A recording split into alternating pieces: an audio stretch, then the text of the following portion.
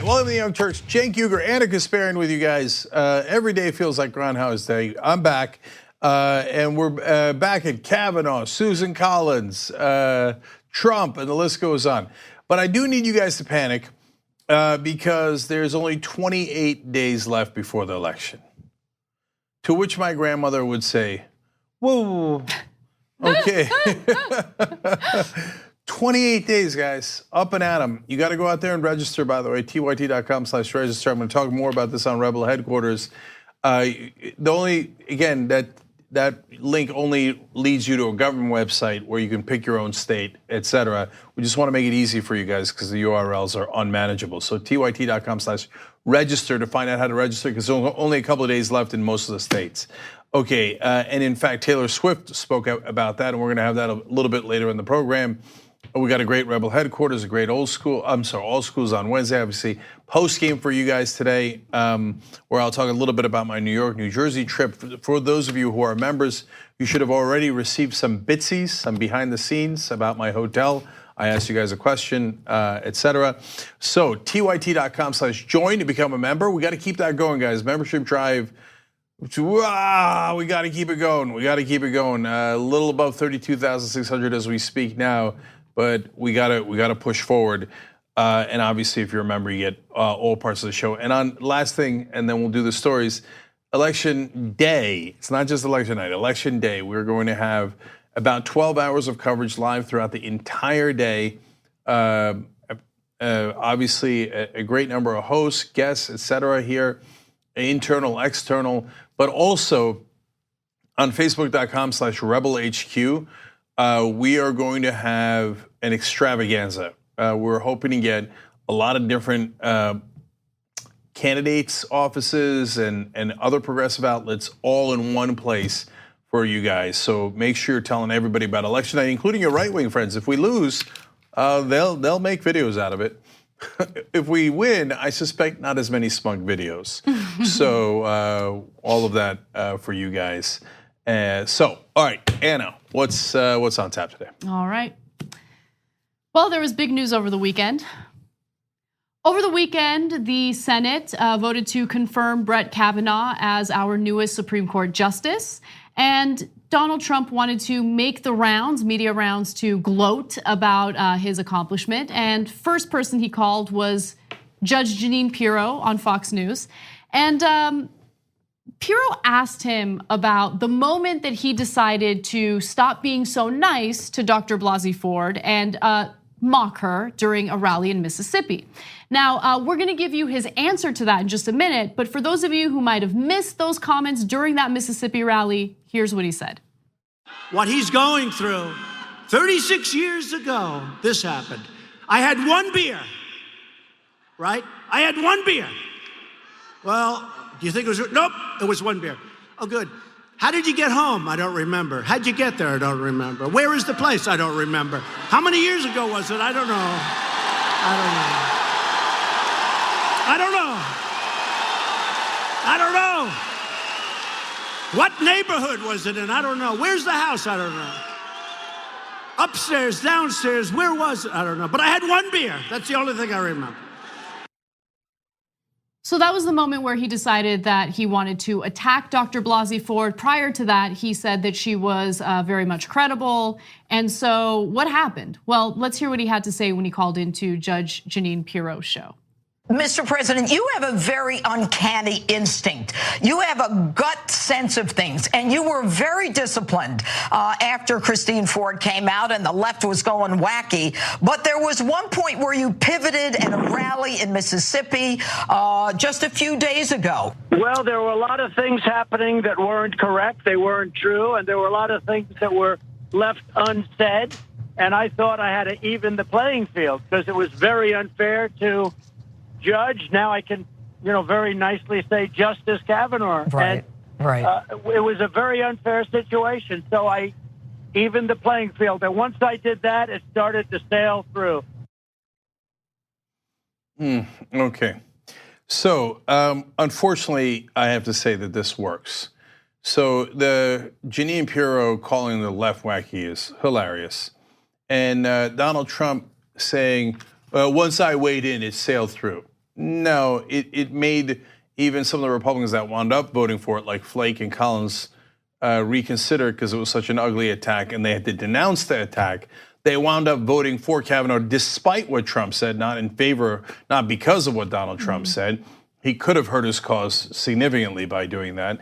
And what drives me crazy is that some people, while they deride what he said, say, well, I mean, he did make a persuasive case against Blasey Ford. What, are you mental? No, he didn't. None of those things were true. She remembers if it was upstairs or downstairs. She talked about going up the stairs. She talked about running down the stairs. She remembers what year it was. Okay, so as usual, it was just filled with lies. So, but why do I say it works?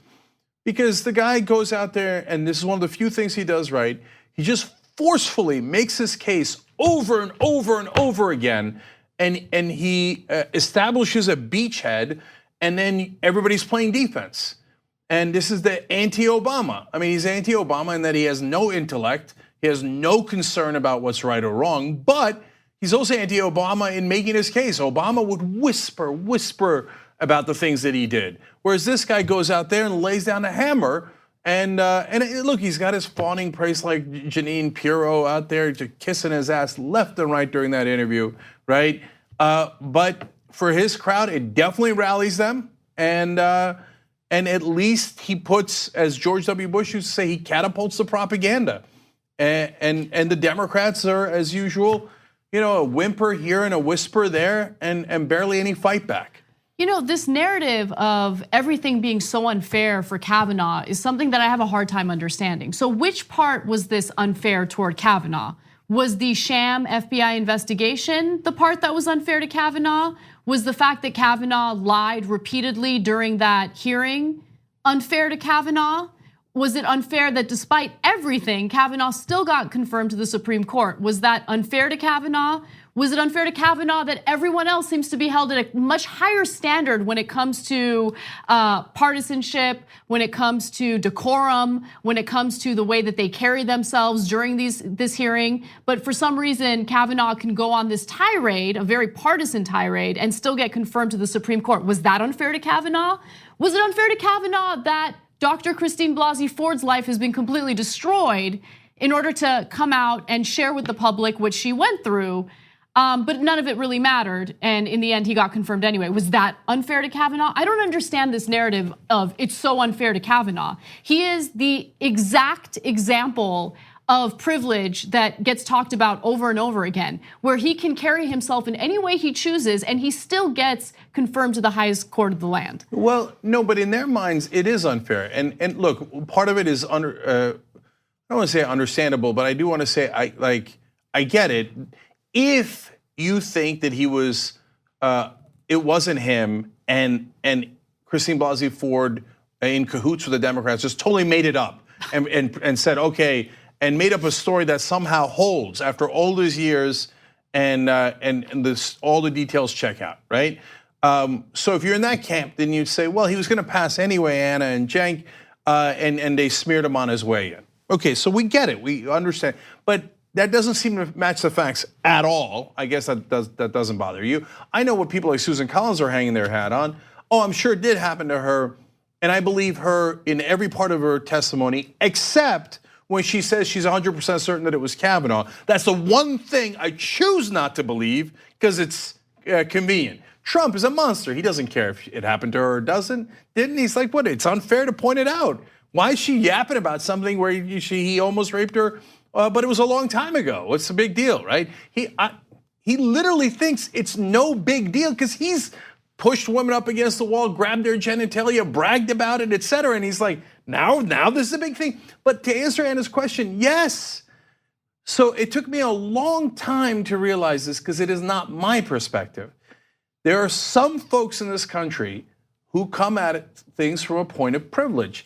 And I'm not just talking about white privilege, and I think that's an overbroad term, and if you're a poor person in the middle of Nebraska, you think, I don't have much privilege, etc. But there are some powerful folks in this country who have had privilege for a long, long time. And they think you even questioning their privilege is so unfair. Right. They should have everything in the world, plus you should shut up about it. Yeah, so that's exactly what I meant when I brought up privilege. Different from white privilege. It's specifically wealth privilege, right? Where you've been connected, you've lived a certain type of lifestyle your entire life. Things have been easier for you. You went to this private school, private prep school. No one's ever questioned you before, right? You've gotten away with so much your entire life. And so you finally get to this point where you're in the national spotlight, everyone's paying attention to you, and people are questioning your fitness for, again, the highest court of the land. And for people who might question whether or not you're a legitimate candidate for that position, oh, there's complete outrage. How dare you? And that's the thing, that sense of entitlement that Kavanaugh has, that lawmakers have, that drives me absolutely crazy. Because at the end of the day, someone put their life on the line, multiple women have put their lives on the line to share what they allegedly experienced as a result of Brett Kavanaugh's actions in the past. They received nothing out of this. They didn't even get any justice out of this, right? I mean, what this signaled to people like me, at least, is if you are ever victimized by someone in a position of power, shut up. Do not go out there, do not talk about it, because if you do, the public will ruin your life. At the end of the day, the person who was treated unfairly was Dr. Christine Blasey Ford, because nothing came out of her coming forward and sharing her story. So look, I hope that's not the lesson. And you never know, because if at some point other information comes out, I don't know what happens then, but it's going to be an absolute mess for them. And in a lot of ways, it's already a mess for them electorally, because a lot of people feel the way that you feel, Anna, and think, I'm done with these guys. And that's who they are. And they, I'm reminded, it's not to say that this is the same thing, it's apples and oranges, but I'm reminded of the article that I read about slavery a while back that I've talked about on a couple of occasions, where the white propertied Southerners really believed that you were taking their freedom away if you brought freedom to other people. Mm-hmm. They thought, no, that's my property. And these northern agitators are coming and trying to take my freedom away, my freedom to own other people and to whip them and to kill them and to enslave them and to do unspeakable things to them. That's my freedom, that's my privilege. How dare you take that away from me? And unfortunately, that is permeated to the powerful in this country in a lot of ways. Now, luckily, we're not in a situation where people are doing that anymore, obviously. But in a situation like this, I went to Georgetown Prep. I went to Harvard, the guy's thinking. I went to Yale. I went to all these places. And I'm owed the job of Supreme Court Justice. I was nominated, and all the other Republican men agree that I should be on there and take away some of your rights. How dare you? How dare you be unfair to me? And you could see that anger in Kavanaugh, you could see it in Lindsey Graham, you could see it in Donald Trump. And then, of course, women like Jeanine Pirro come and enable it, and I'm sure she's awfully proud. Well, I want to go to a lighter part of the interaction that Pirro had with Trump. This was a quick story that we did on No Filter, and I wanted to share it with the main show audience as well. So Donald Trump calls into Jeanine Pirro's Fox show, and they had a little bit of an issue in the very beginning of this interview. Take a look. Mr. President, thanks for getting back to us. Dean. Hi. Okay, so let's get right to it. How is your reception now, Jeanine? They had a security reception situation, but never sounds too good. Is it okay? It's okay, and you're on air right now, Mr. President, so good, let's get to it. Good. With you, okay. I like being on air. Hi. That was amazing. But you know what? I'm sure that short interaction really resonated with Fox News's audience, considering the dominant demographic that watches.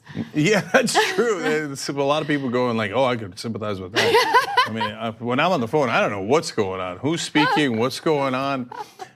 Look, it's a little bit of a miscommunication. It's not the end of the world. But it was just funny. It's just a little bit of fun. But as usual with Trump, even when he's being despicable, he's a tiny bit entertaining. That's what the right wing really likes about him. So the part I was actually more amused by is when he said later in the interview, Jeanine, you have beautiful ratings.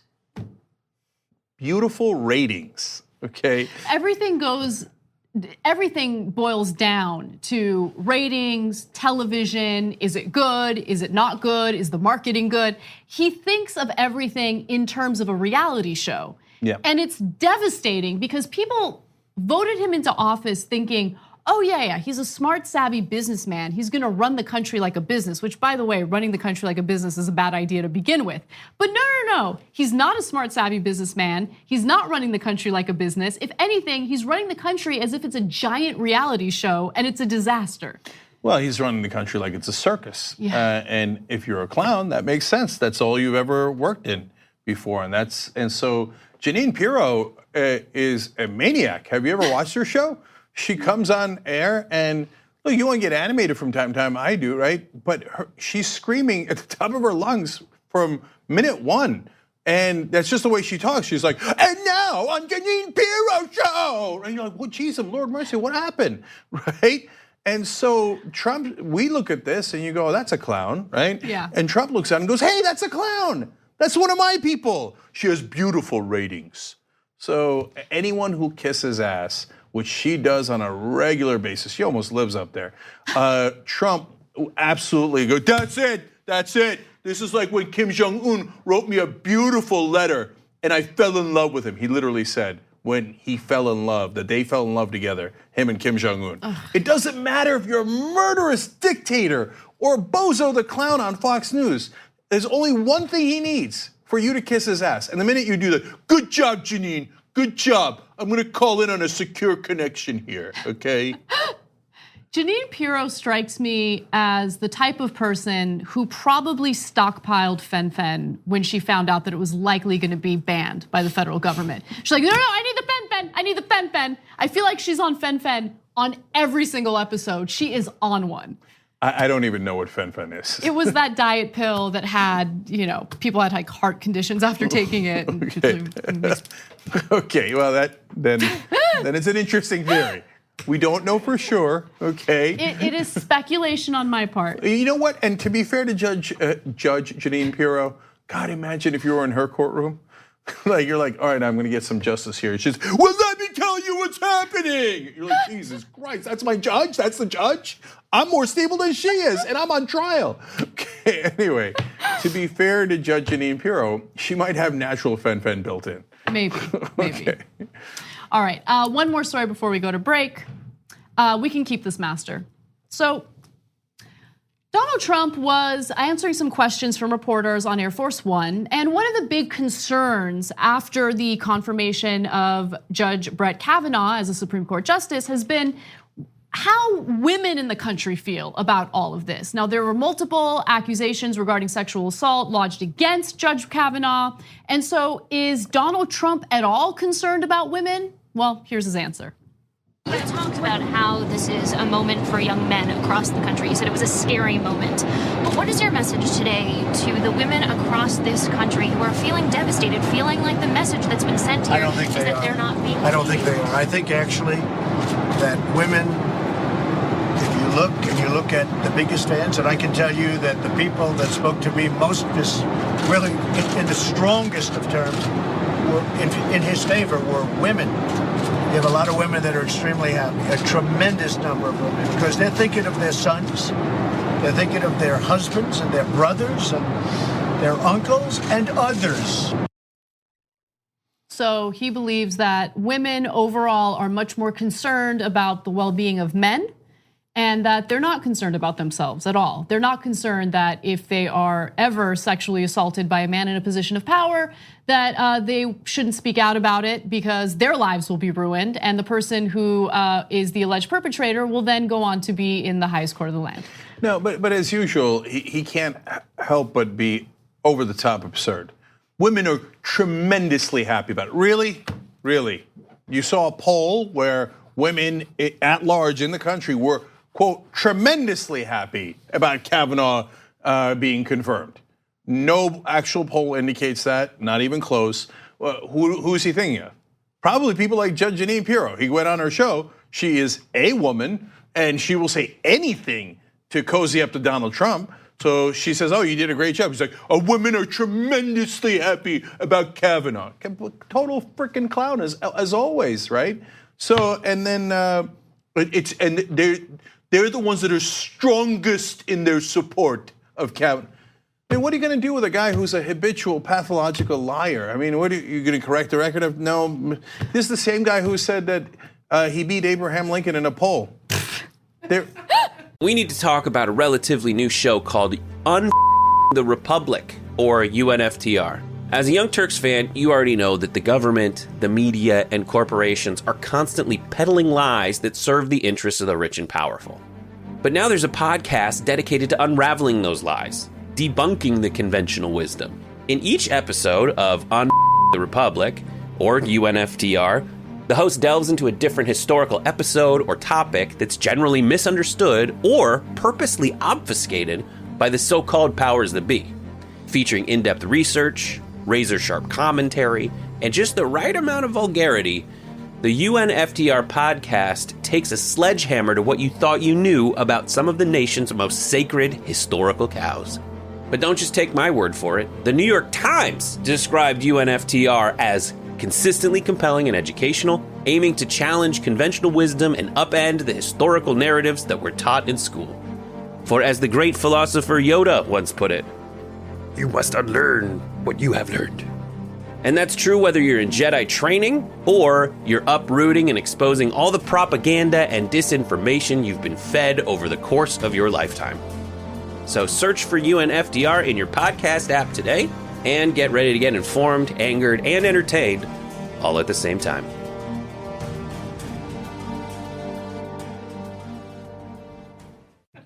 There was no polls in Abraham Lincoln's time. I mean, what are you going to do with a guy like this? So, of course, he's saying nonsensical things, but I can break it down further. So every guy should be nervous. No, wait a minute. First of all, I think I'm in a decent position to speak here. I wrote some bad things back when I was younger and conservative, and I wanted to be more shocking and politically incorrect, etc.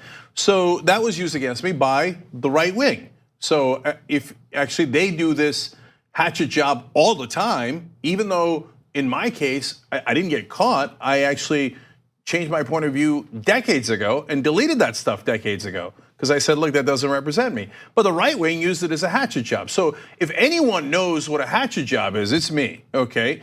So no, but I did write those things.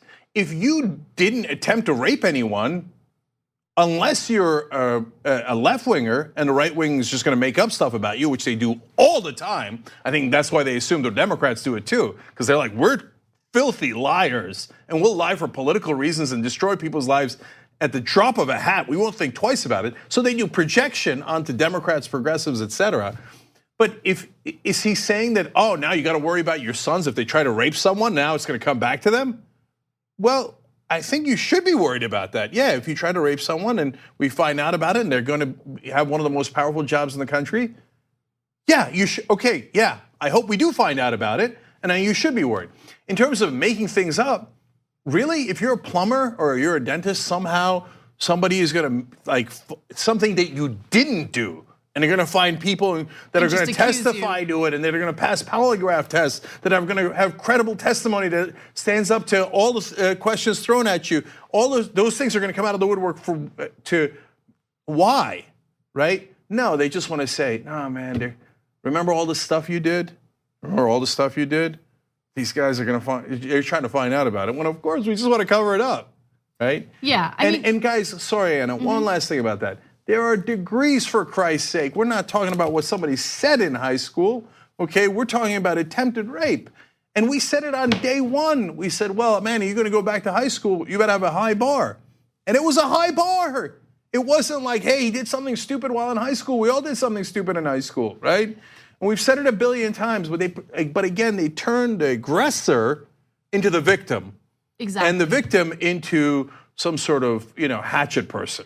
Yeah, and one of the more frustrating things that came out of this, so I was listening to this podcast called Left, Right, and Center, and the episode from last Friday featured a Washington Post reporter, someone who considers herself a liberal. I forget her name at the moment, sorry.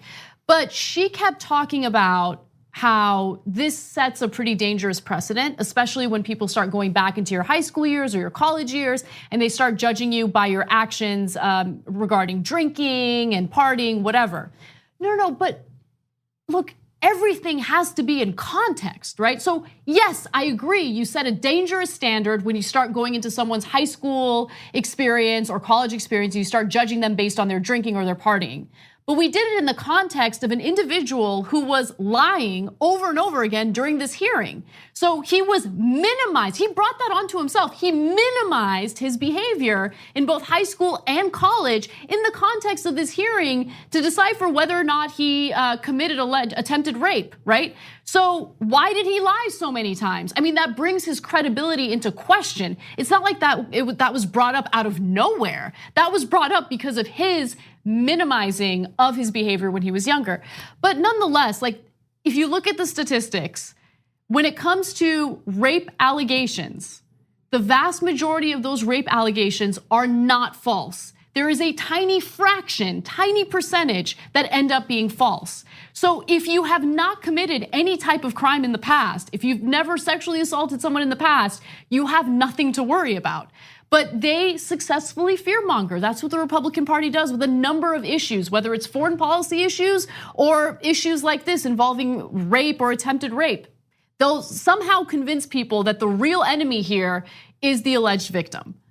Yeah, but finally coming back around to his comments about women, which grabbed the most attention out of these particular comments, because he's been talking about poor men who go to Ivy League schools and are appointed to and confirmed as Supreme Court justices. When will they ever get power in this country? I mean, that's a standard shtick, or become president, by the way. That's a standard shtick. But in this case, him going over the top and going, oh no, women loved it. When you confirm a Supreme Court justice that is accused of attempted rape, women love it. They're the strongest advocates for it, and they're tremendously happy about it. Oh, for Christ's sake, just buzz off already. Just stop talking for a second. You're the most annoying person on the planet. Definitely agree with you on that. All right, we got to take a break. When we come back, Senator Susan Collins cries about money in politics when it negatively affects her.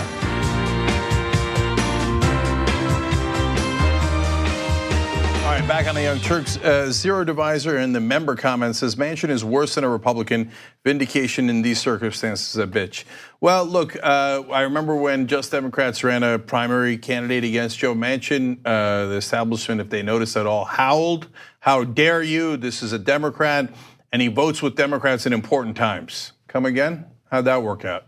Okay, we were right, and people talk about like, oh, next time he should be primaried. He was primaried this time, but the press has always paid very little attention and usually was counterproductive because they love the establishment. Okay, Paul Sullivan says, Cenk, over the weekend during a live stream, you said it came out that Kavanaugh did do everything he was accused of. The bar would be too low even for the Republicans to allow it to stand. I find it interesting that you think they've kept the bar anywhere in sight at all. They'd absolutely let it stand. Well, that is a good question. It depends, of course, on the severity, right? So if there's a very good evidence that comes out that Kavanaugh did in fact do it, yeah, they'll probably let it stand. But if it's overwhelming evidence, Mark Judge flips and says, yeah, sorry, we did it, okay? Me and Kavanaugh were in the room and we did it to Christine Blasey Ford. Would they let that stand? Yes, they would. They would. In fact, they will then turn on Mark Judge and accuse him of being bought off by George Soros and the Democrats, and it's political. I guarantee you it'll be character assassination. They know, they have no boundaries, period. Well, that's so far they've certainly shown that. We'll see. I mean, but at that point, remember, it's an impeachment proceedings. It's not a confirmation. So you need a majority of the House, but you need 67 senators. So yeah, you could. I mean, Flake will be gone by then, but you could get the likes of Flake or Collins to flip back, but it ain't going to do you any good because you're going to have to get all the way to Lindsey Graham to win that kind of an impeachment proceedings. So good luck to us. I hear you on that. All right, last one is also in the member section. Eclectic Miscellanea writes in, Susan Collins and Jeff Flake don't actually believe Dr. Blasey Ford is mistaken. I bet they do believe her. They're just so corrupt and so eager to have another conservative on the court that they don't give enough of a damn to let it affect their vote. They just see Blasey Ford and the other accusers as collateral damage on the way to take over of the court. That's right. And Susan Collins probably tells herself pretty little lies, but maybe not. Maybe she's craven. Maybe she looks in the mirror and go, ha ha! I knew it, they tried to rape her, but I don't care. I just want power. But probably not. Probably the way that it goes is she thinks, yeah, I mean, how do we know? How do we know? Maybe it wasn't. Maybe it wasn't. I got to vote for him. Maybe it wasn't. So it probably wasn't. I'm going to vote for him. Okay. And why? Because she got $21 million in bribes to be pro-corporate. He's the most pro-corporate candidate, and she's got all this pressure. She's going to get primaried by Republicans if she ever does anything against Trump, et cetera, right? And so she'll tell herself any lie she's got to do to tell her to get to the position that she's in. But one other thing that we're just going to relate to the stories we're about to do is now theoretically she's pro-choice, so she shouldn't want this conservative justice who's against Roe versus Wade on the court. But that's why I say it's all in the bribes. She doesn't care about social issues. At the end of the day, the only thing she cares about is the money, Lebowski. The American oligarchs who didn't get covered much during this whole debacle. They're the ones behind the scenes pushing for or pushed for Kavanaugh's confirmation, and they got what they want. Look, your life doesn't matter. What matters to these politicians is what these corporations want, what these corporate executives want, and how much money they're going to make in their campaigns. It's devastating. Anyway. Okay, by the way, thank you to the members who wrote that in, and tyt.com/join to become a member. Super important to help build a home of progressives, and we're going to try to deliver a progressive extravaganza for you guys on election night in about 28 days. So please help to make that happen by joining today. All right, let's do it. All right. Money in politics has been a huge problem in our political system. It undermines democracy. It's something that we've been arguing about here at the Young Turks for quite some time now. But our politicians seem to love the status quo. They never challenge it. It appears they love money in politics, except when money in politics negatively impacts them. Senator Susan Collins is a prime example of that. Now, she voted in favor of Brett Kavanaugh's confirmation to the Supreme Court.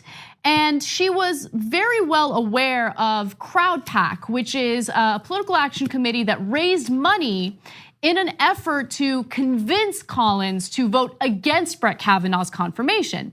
Now, anyone who contributed money to CrowdPAC was basically helping to fund her opponent if she voted in favor of Kavanaugh.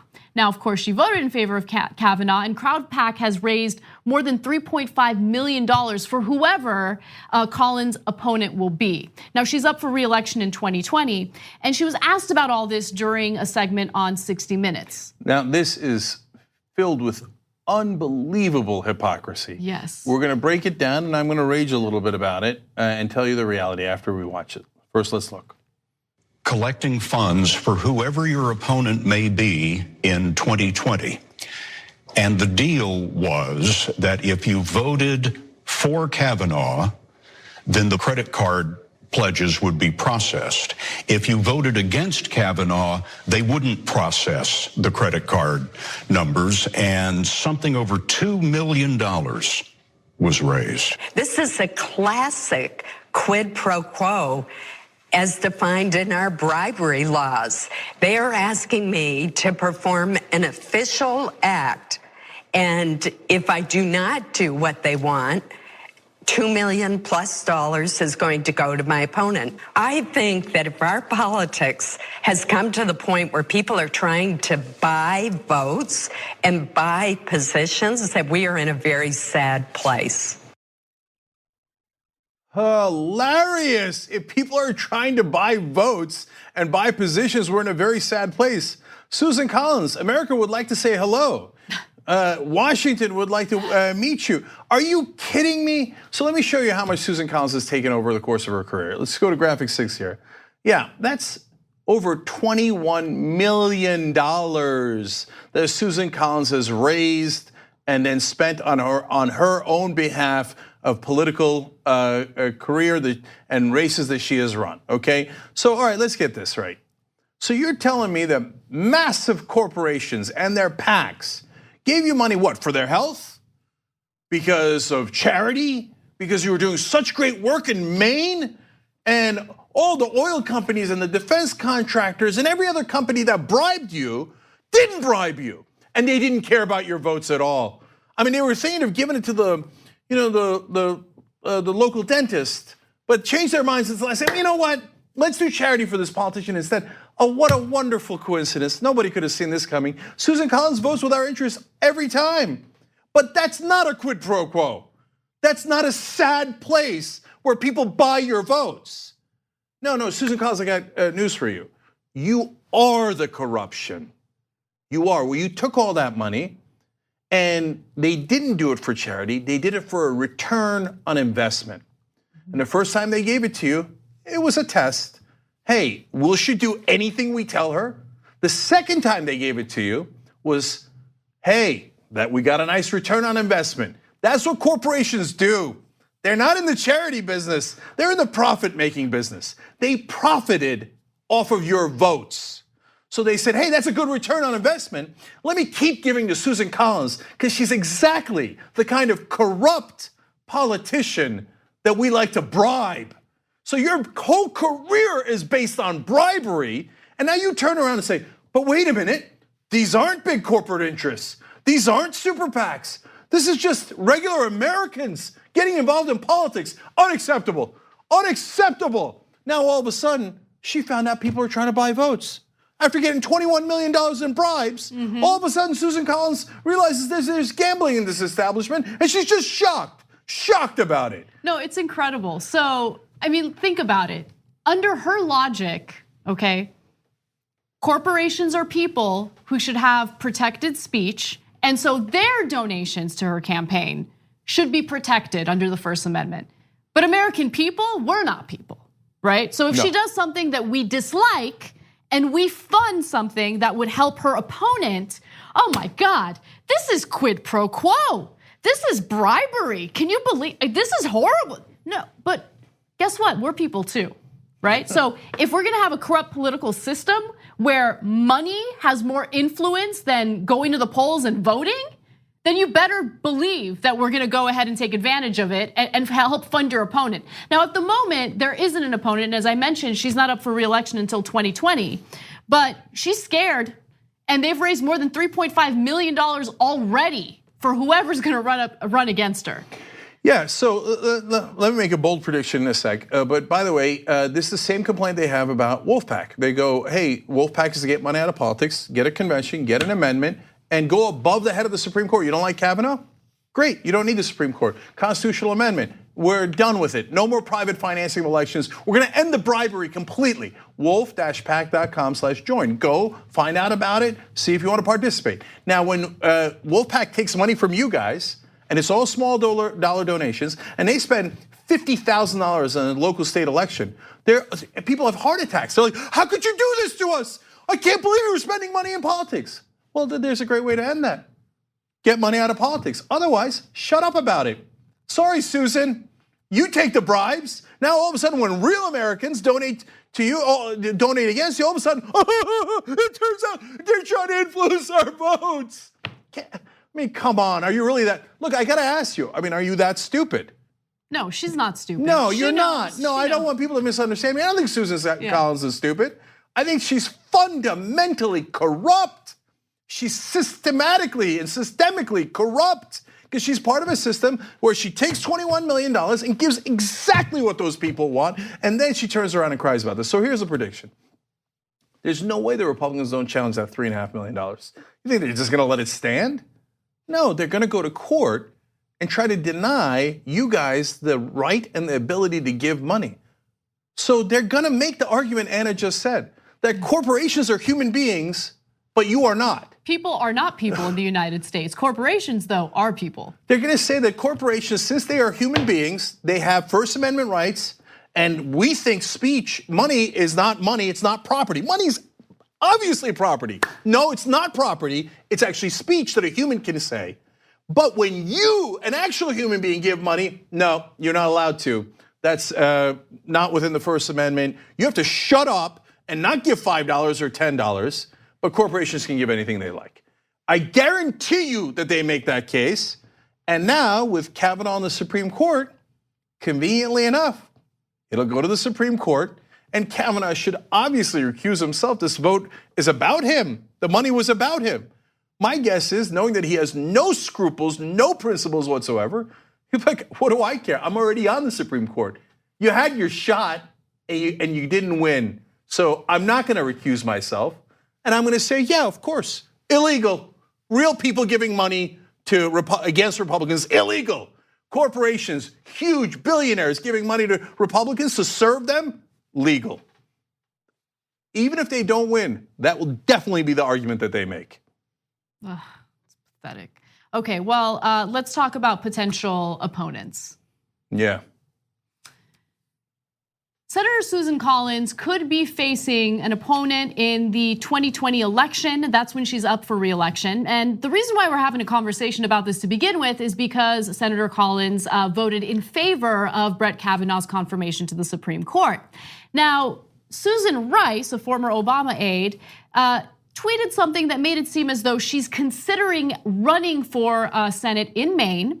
And Collins did not like that. In fact, she went on CNN and spoke to Dana Bash about it, and here's what she had to say. The political backlash, I don't have to tell you, has been fierce. You saw a tweet from Susan Rice saying that maybe she would run. The Speaker of the House in Maine, a crowdfunding website has raised $2.6 million for whomever your opponent will be in 2020. As far as Susan Rice is concerned, her family has a home in Maine, but she doesn't live in the state of Maine. Everybody knows that. But the irony is, back in 2009, when she was nominated to be ambassador of the UN, she came to me, even though I did not know her back then at all, and pleaded with me to introduce her before the committee. Just one quick clarification. Senator Collins has a home in DC where she lives most of the time with her husband. Just a little point that I wanted to make before we move on to the other accusations that she made. Now, look, we don't know for sure if Susan Rice is gonna run against her, but what she had said about Susan Rice coming to her and begging for an endorsement when she wanted to be ambassador to the UN is complete and utter nonsense. In fact, reporters did dig up some of what Susan Collins had said. And Cenk, I wanna quickly go to that video and then I'll toss it over to you. Take a look.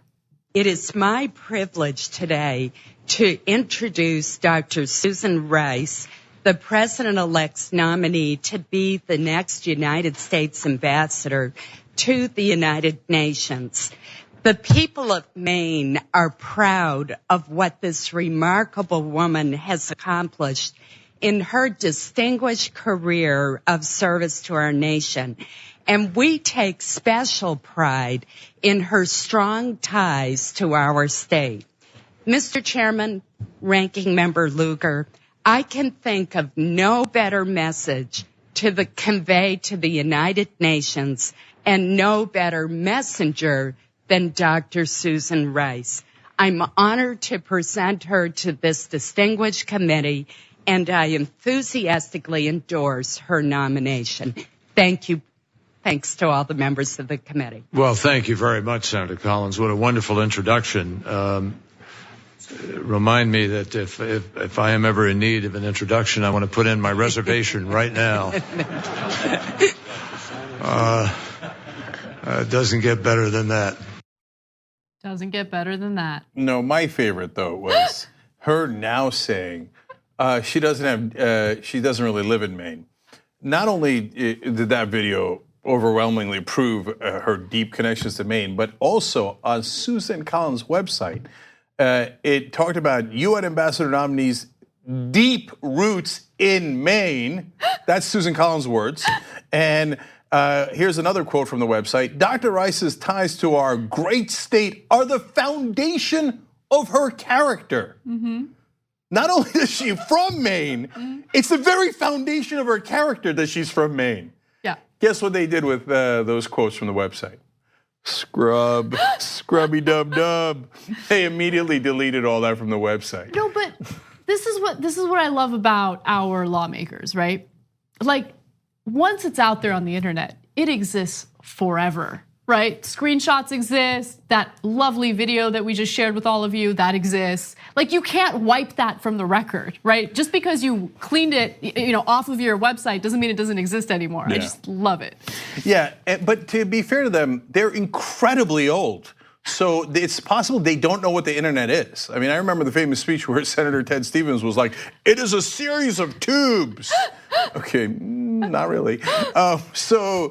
No, they keep making the same mistake. Like, I think in the old days, when they first came up as politicians, it was incredibly hard to find tape of them saying something at a rally or when they were on TV. I don't think they caught on to everything's on tape, it's on the internet, right? And so they're by instinct liars. And they lie all the time. Susan Collins is a deep liar. I can't believe anybody gives money to politicians. Did I get $21 million? And then expects them to vote their way. Me? Vote with the people who gave me $21 million?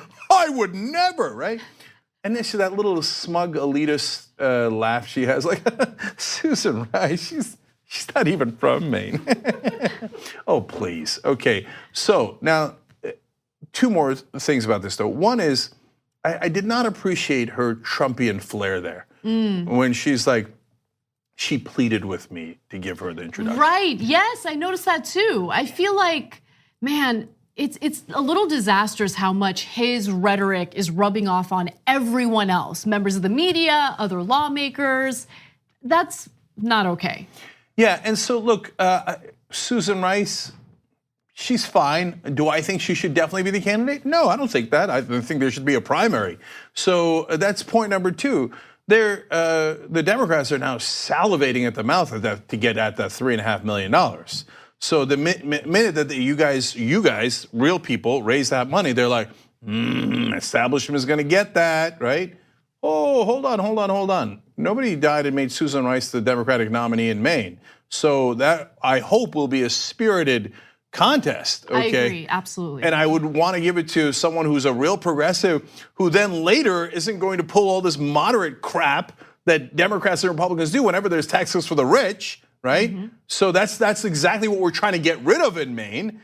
So I don't know what Susan Rice is going to do, but this line of attack against Susan Rice is ridiculous.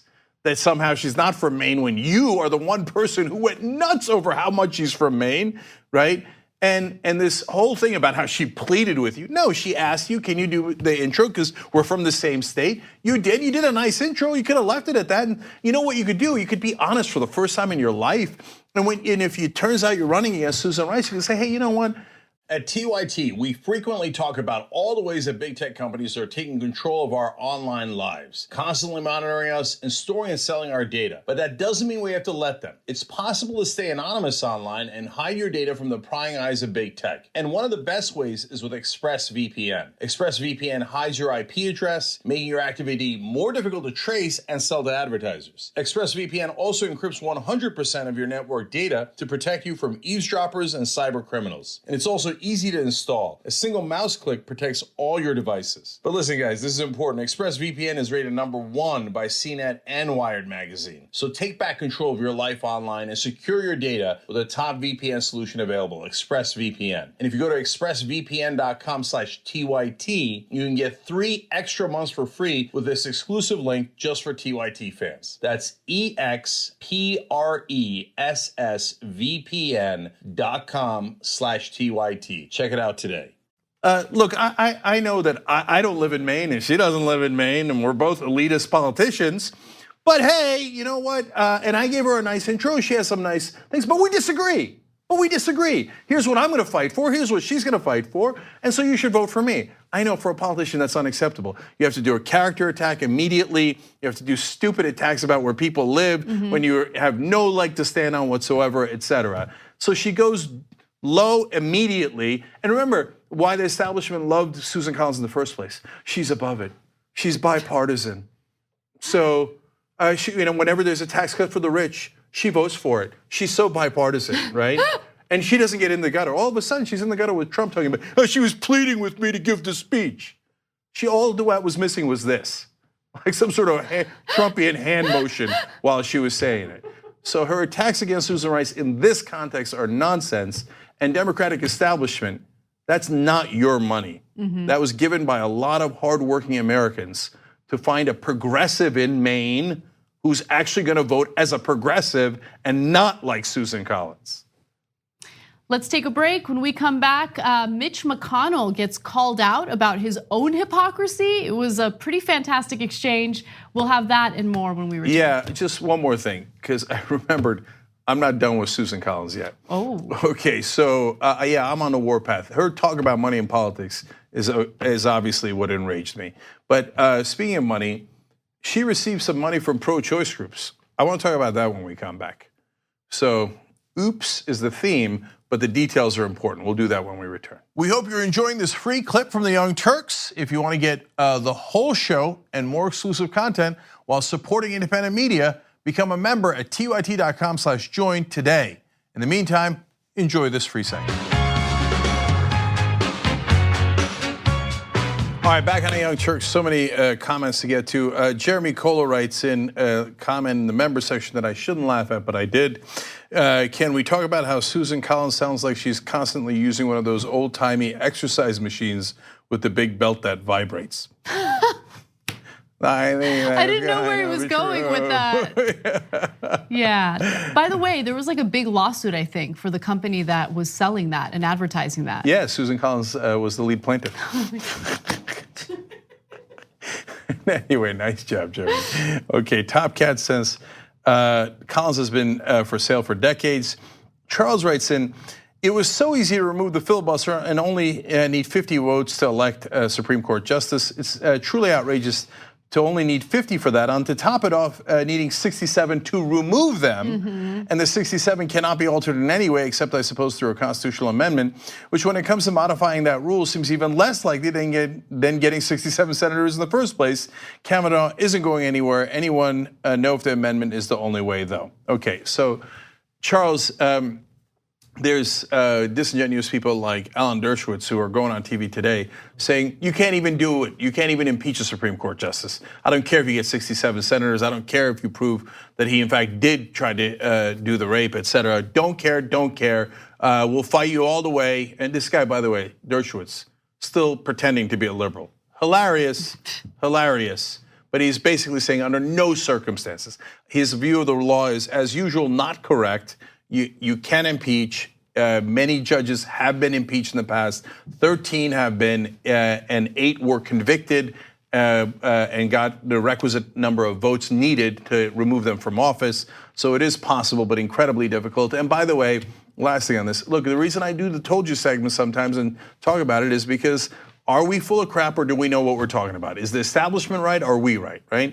So when Harry Reid said, hey, I'm gonna take away the filibuster, but just for lower judges, right before the Democrats lose their majority, I said, that's the dumbest thing I have ever heard. So you waited 6 years and you allowed the Republicans to block all those federal judges for all that time. And then right as you're about to lose the majority, you're gonna open the door for the Republicans to take away the filibuster on the Supreme Court. And they said, no, the Republicans wouldn't do that. Oh, come on. So this is why people are disgusted by the Democratic Party. Yes. Okay, so all right, let me go on to lighter stuff. So on Twitter, I don't know that it's lighter at all actually, but Shelly B71 says, let her have it with all you've got. She's forsaken us in Maine.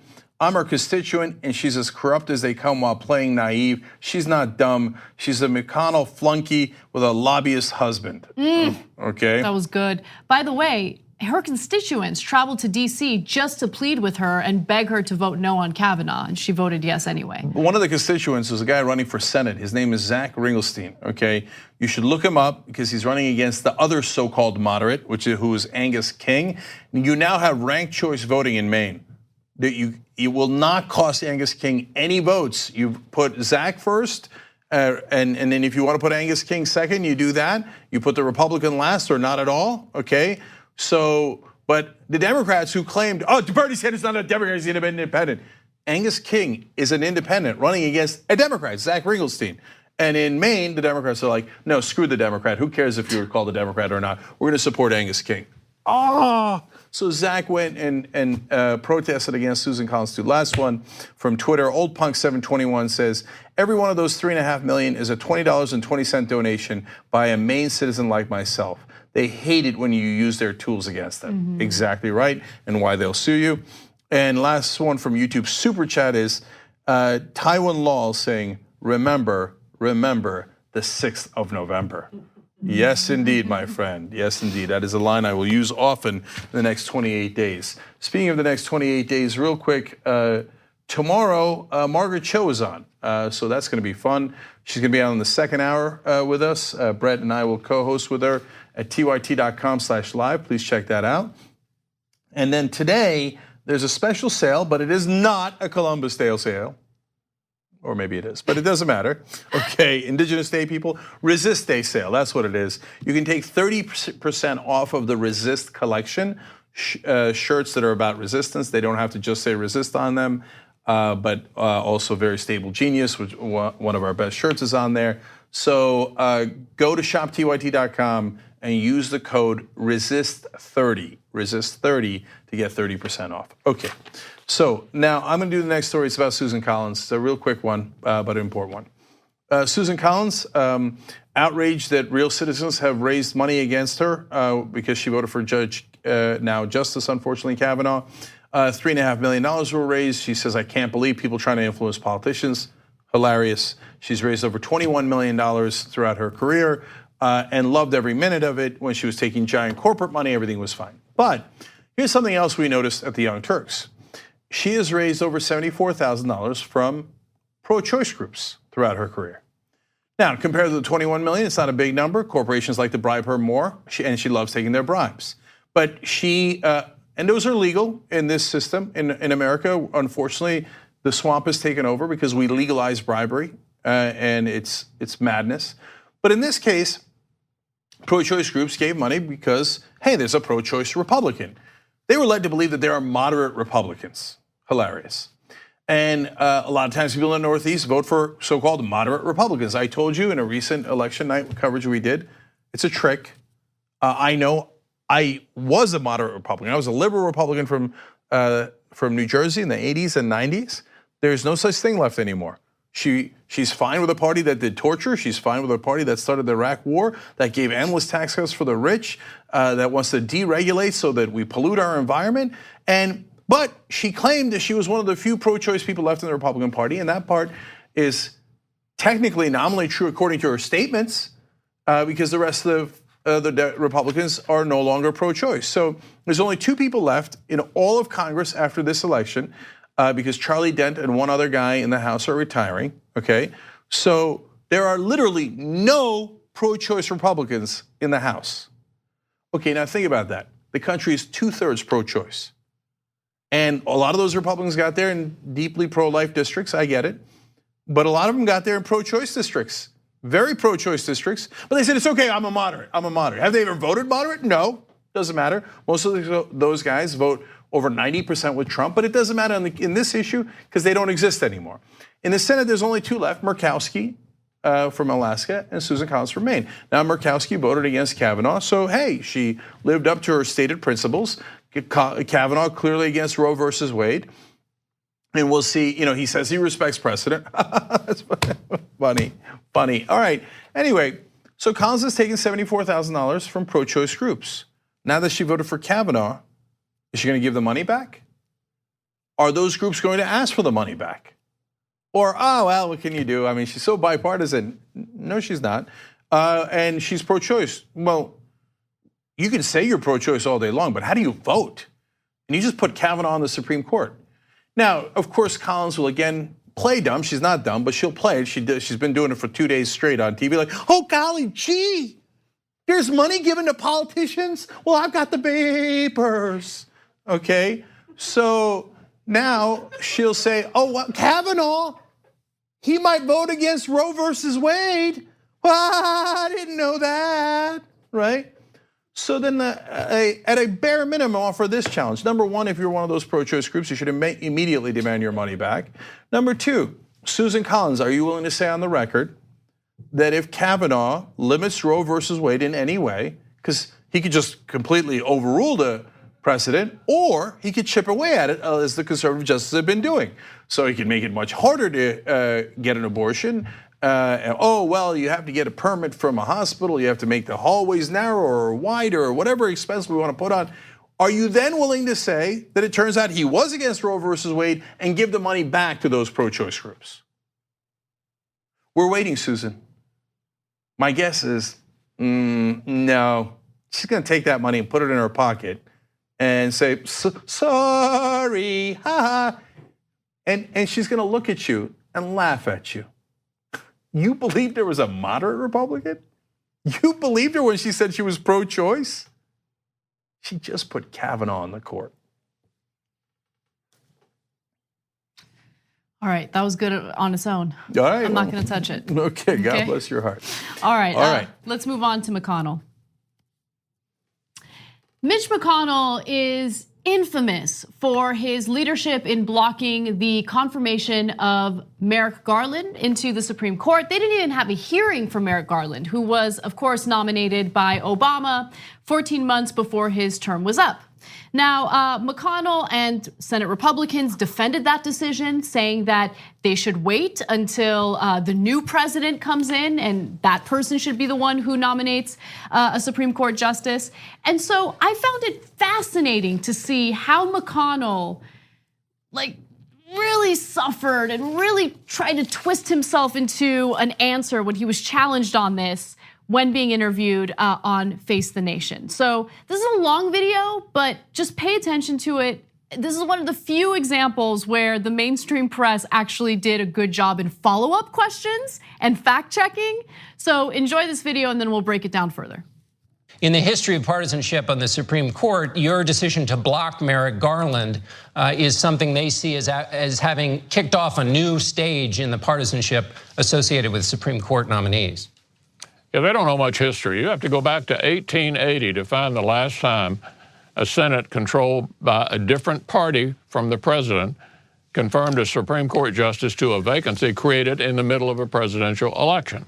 They also conveniently forgotten that Joe Biden said in 1992, when he was chairman of the Judiciary Committee, the Democrats control the Senate, Republican in the White House.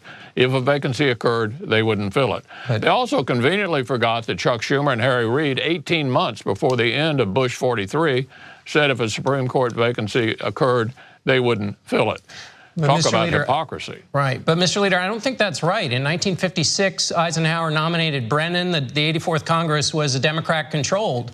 And also on the Biden rule, Joe Biden was talking in the abstract. There was no nominee was blocked. And he said to not have the nomination come up before the election, but that it could come up after the election. And so what Democrats say when they hear you doing this is they say he's creating new rules to essentially do what he wants to do. And as you've written in your book, The Long Game, when you do that, it actually hurts democracy.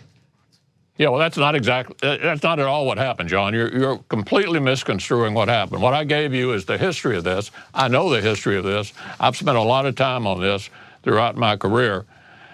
What I did was entirely consistent with what the history of the Senate's been in that situation going back to 1880.